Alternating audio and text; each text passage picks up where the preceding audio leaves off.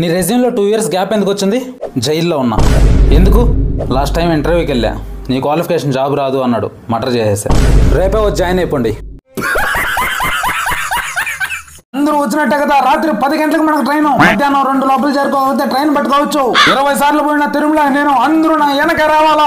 పిల్లకాయలు ఎక్కడ కనిపించడం లేదు, ఈ భోజనాలు ఎక్కడో కనుక్కుంటారా. 20 సార్లు వచ్చిన తిరుమలకి నాకు తెలుసా నీకు తెలుసా రూటు?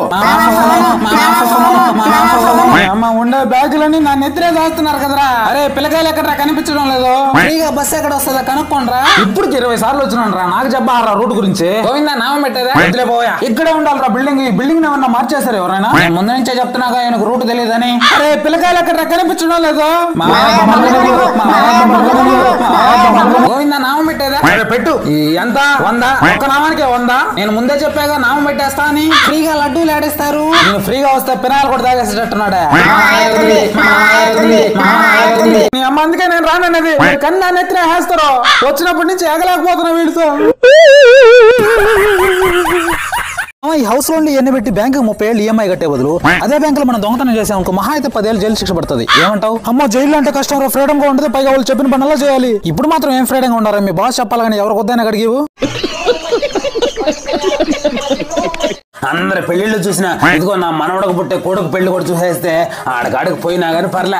అరే మనవడా ఇట్రా ఇట్రా, రవణం ఎదురొచ్చిందే గానీ దాని మొహం చూసావంటే రోజంతా చెడ్డారనైనా. కూర్చొని పో, నాకేం కోరికలు లేవురా. మంచాన్ని పడకుండా చచ్చిపోతే అదే చాలు నాకు. అందరూ కలిసి నా కొడుకు మీదే పడండి మే, అది తండి ఇది తండి అని. అరే వచ్చేటప్పుడు ఆకు ఒక్క తీసుకోరా, మర్చిపోయావంటే నీ పేక కొరికేస్తా. అరే కొడుక నీ పిల్లలు నన్ను అస్సలు పట్టించుకోవడం లేదురా. మొన్న అందరూ కలిసి అట్లు పోసుకొని తిన్నారా, నాకు ఇంత మొక్క కూడా పెట్టలేదు. నేను నీ కూడా పెట్టాగా పెట్టినారులే ఇంత మొక్క. అయ్యా నాకు సపరేట్ గా ఒక ఫోటో ది. అరే నేను కానీ పోతే ఈ ఫోటోని ఫ్రేమ్ గా కట్టించుకుంటా.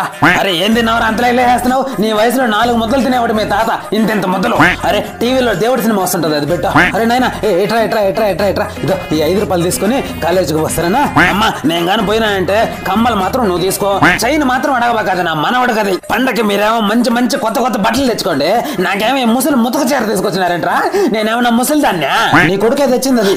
అయితే బాగుంది, అయితే బాగుంది. నేను స్టేట్ ఫస్ట్ వచ్చని చెప్పి సీఎం గారే నాకు సన్మానం చేశారమ్మా. ఓ అవునా, ఓకేరా.